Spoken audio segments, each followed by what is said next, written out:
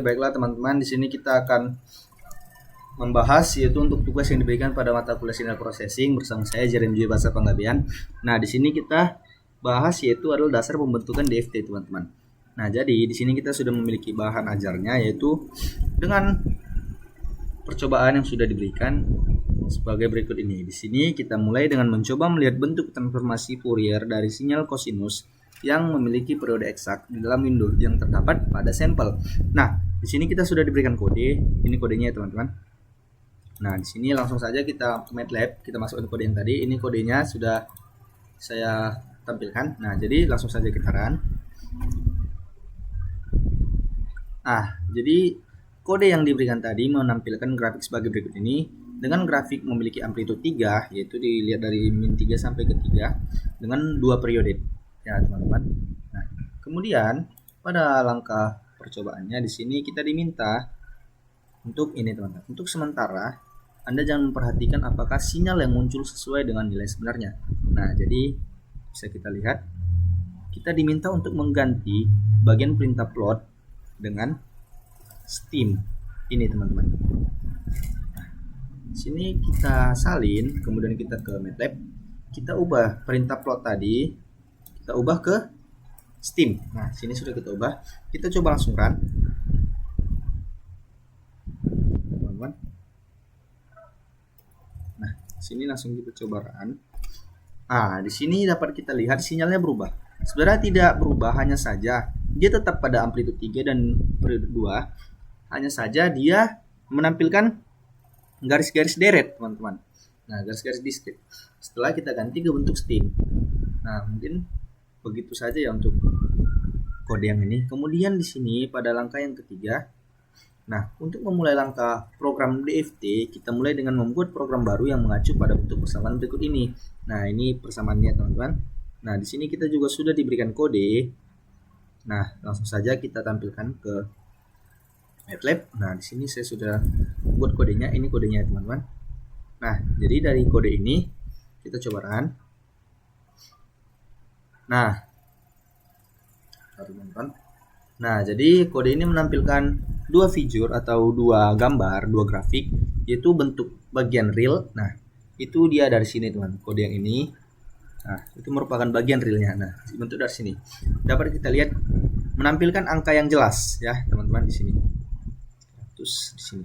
Nah, kemudian untuk yang figur 2 atau yang bagian imajiner yang dimulai dari kode yang ini, perintah ini, kita lihat bentuk grafiknya.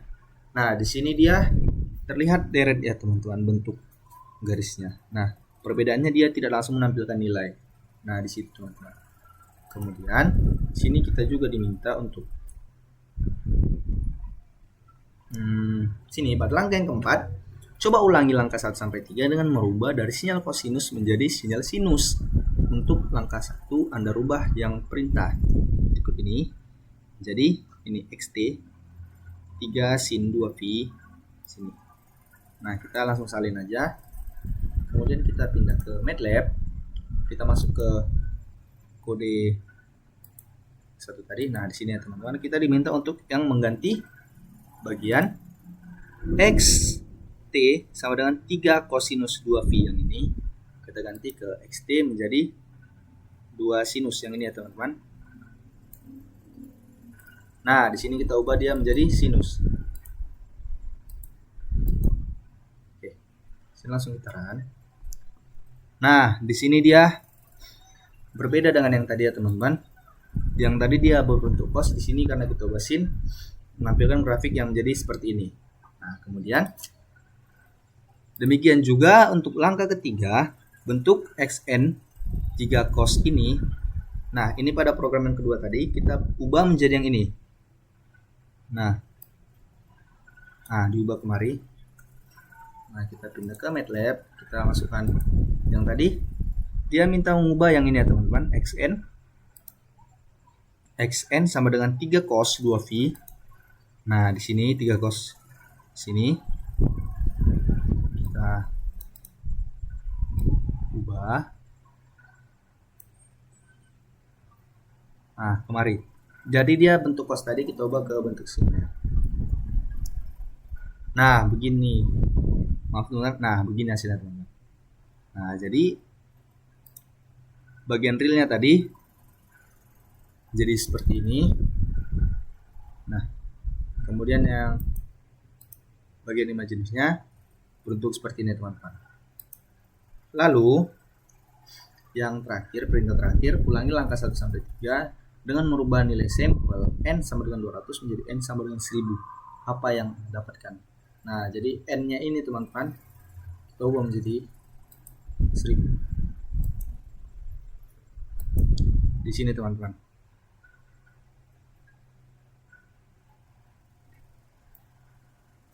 Coba ke 1000. Nah, terjadi getaran. Nah, jadi dia tampak lebih kecil ya teman-teman. Begini teman-teman bentuk sinyalnya. Lalu untuk yang ini kita ubah juga ke 1000.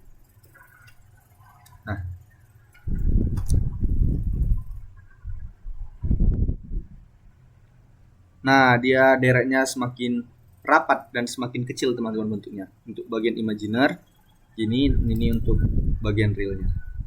Nah, tetap dia teman-teman, dia di bagian imaginer menampilkan nilainya berbeda dengan yang di bagian realnya teman-teman. Nah, jadi teman-teman mungkin sekian penjelasan yang dapat saya paparkan pada bagian dari dasar pembentukan DFT. Mohon maaf apabila ada kesalahan dan terima kasih. Kita lanjut ke video yang berikutnya.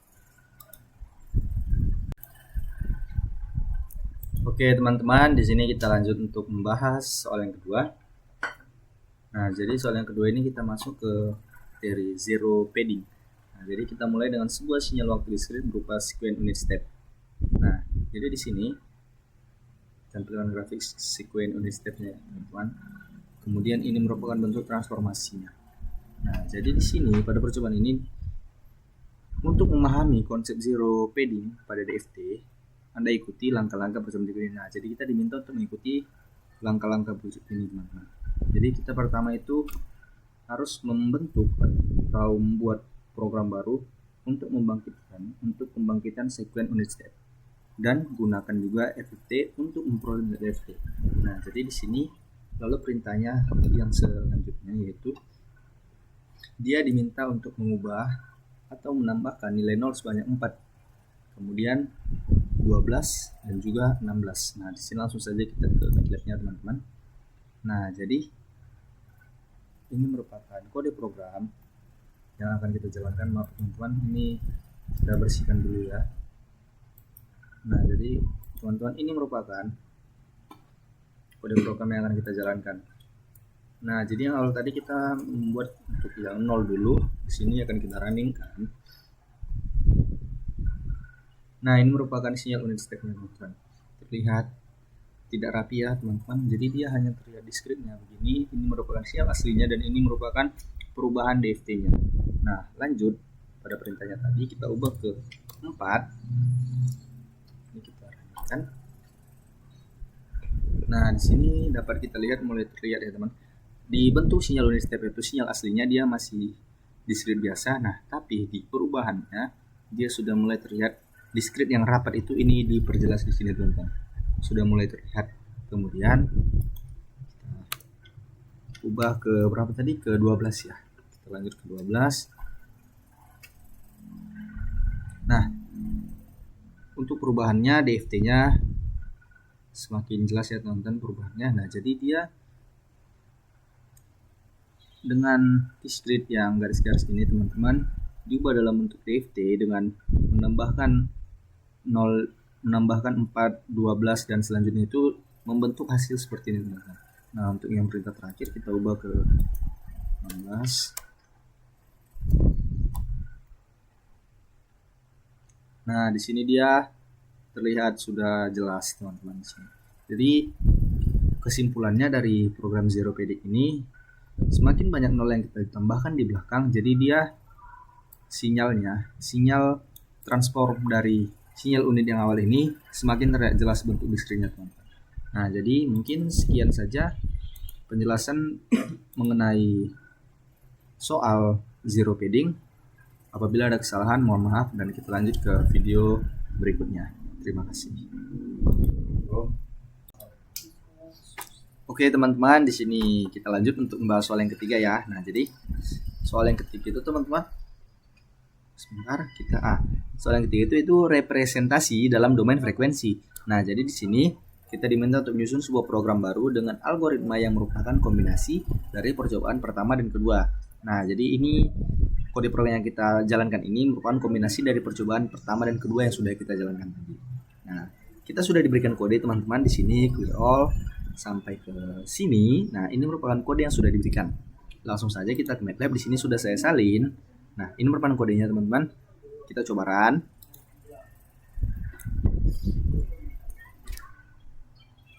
Nah, di sini tampilan grafik ya sama seperti yang di bahan ajar tadi ya teman-teman, bentuk grafiknya. Nah, di sini ya.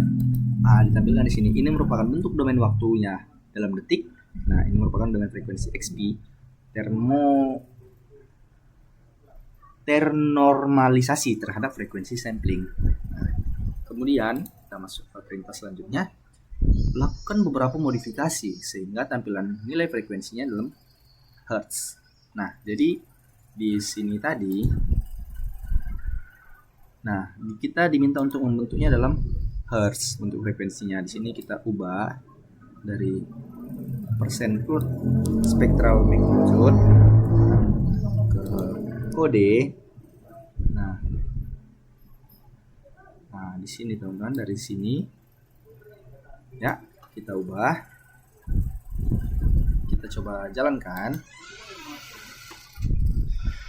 Nah, di sini tetap sama ya domain waktu per detiknya, hanya saja karena tadi perintahnya di sini kita diminta untuk sehingga tampilannya nilai frekuensi dalam hertz. Nah, jadi di sini domainnya frekuensi dalam bentuk hertz. Di sini dia bentuk hertznya teman-teman.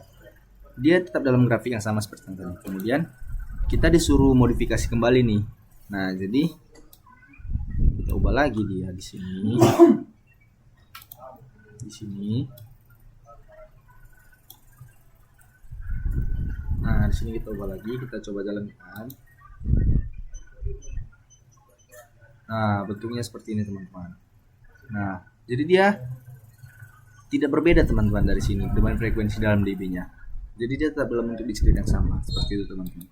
Kemudian di sini untuk langkah terakhir, sekarang coba bangkitkan sebuah sinyal sinus dan dapatkan nilai frekuensinya dengan memanfaatkan DFT, di mana sinyal sinus ini memiliki bentuk dasar sebagai berikut ini.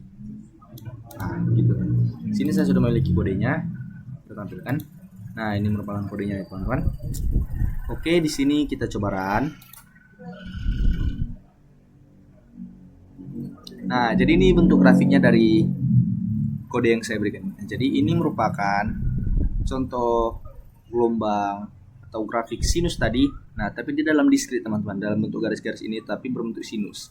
Kemudian yang ini merupakan sinyal discrete yang sinyal yang diberikan ini merupakan berada di titik positif, dan sinyal deret yang tidak terlihat ini nilainya ini merupakan berada di titik negatif. Jadi kurang lebih seperti untuk penjelasan kode yang ini teman-teman. Nah, mungkin sekian teman-teman pemaparan materi atau penjelasan mengenai ketiga soal yang kita bahas bersama tadi. Mohon maaf apabila ada kesalahan dalam penyampaian ataupun beberapa kesalahan lainnya. Untuk selebihnya saya ucapkan terima kasih dan terima kasih banyak sudah menonton. Kita berjumpa di kesempatan lain. Terima kasih.